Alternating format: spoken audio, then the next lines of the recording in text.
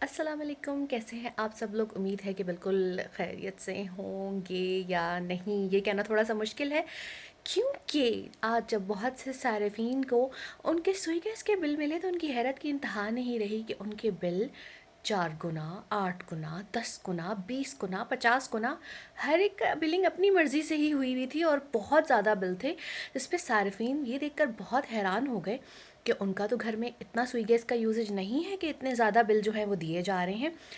अब घरेलू सार्फिन ज़्यादा से ज़्यादा एक गीज़र चला रहे होते हैं या एक चूल्हा चल रहा होता है, जो थोड़े साहिब सरवत होते हैं उनका आप बड़ा कुकिंग रेंज लगा लें या 2 गीज़र कर लें। लेकिन एक आम शख्स जिसके घर में सिर्फ एक चूल्हा जलता है, उसको 50,000 का बिल आ जाना बाइसे हैरत है। अब पाकिस्तान में सुबह तो कुछ इस तरह से होती है, अरे बाथरूम में पानी नहीं आ रहा, मोटर नहीं चलाई थी, अरे बाथरूम में गर्म पानी नहीं आ रहा, क्या गीज़र में गैस नहीं आ रही। और उस वक्त आपको गीज़र के आगे झुक झुक के देखना पड़ता है कि फ्लेम कितना है, गैस का प्रेशर कितना है, गैस कितनी आ रही है। और पाकिस्तानियों की जो सुबह का आगाज़ लड़ाई के साथ होता है, अक्सर यही लड़ाई तलाक तक भी पहुंच जाती है, मैके जाने की धमकियां दी जाती हैं, पुराने रिश्तों की बात हो जाती है कि हाय मेरे नसीब फूटे के तुम्हारे साथ शादी कर ली थी। इस तरह पाकिस्तानियों की सुबह का आगाज़ होता है।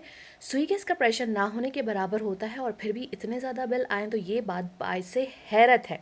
अच्छा, दूसरी मज़ेदार बात ये हुई कि आज पेट्रोलियम मसनूआत में जो है वो कीमतों में कमी की गई हुकूमत की तरफ से, बहुत खुशाइन बात है। लेकिन 59 पैसा, मैं सोच में पड़ गई कि ये जो पैसा है, कॉइन सिक्का है, अठन्नी चवन्नी दमड़ी इसको एक ज़माने में कहा जाता था, ये तो अब एग्जिस्ट ही नहीं करता। इसका इतलाक़ हम पे कैसे होगा। दुकानदार के पास कोई आपका 1-2 रुपया रह जाए ना, तो वो 2 टॉफ़ियाँ उछाल देता है आपकी तरफ। लेकिन पेट्रोल पंप वालों से अगर आप मुतालबा कर लेना कि भाई मेरे 50 पैसे वापस कर दो, तो वो आपकी तरफ ऐसे देखता है जैसे आपने उसका सिर्फ फ़ोन मांग लिया हो। तो अब मुझे ये बताएं कि ये किस किस्म का रिलीफ है कि 59 पैसा जो है वो हुकूमत ने पेट्रोलियम मसनूआत पे कम किया है। फाइनेंस मिनिस्ट्री को कोई ये बताए कि हम अठन्नियों चवन्नियों के दौर से निकल चुके हैं, तो अगर रिलीफ देना हो तो 1-2 रुपए का अगर दे दिया जाए तो मेरा ख्याल में हातम ताई की सखावत भी शर्मा जाएगी। अब दूसरी चीज़ ये है कि गैस के तो जो बिल हैं वो तो इतने ज़्यादा बढ़ाए गए हैं कि मेरा ख्याल में आज तमाम ऑफिसेज़ में लोग अपने अपने बिल खोल के बैठे हुए थे और ये डिस्कस कर रहे थे कि ये इजाफा किस चीज़ पे हुआ है। अब हमारे घरों में तंदूर तो लगे हुए नहीं है, ना दोजख से जो है क्या कहना चाहिए, गैस जारी है यहाँ से दोजख पे, तो इतना बिल, वो भी घरेलू सार्फिन का।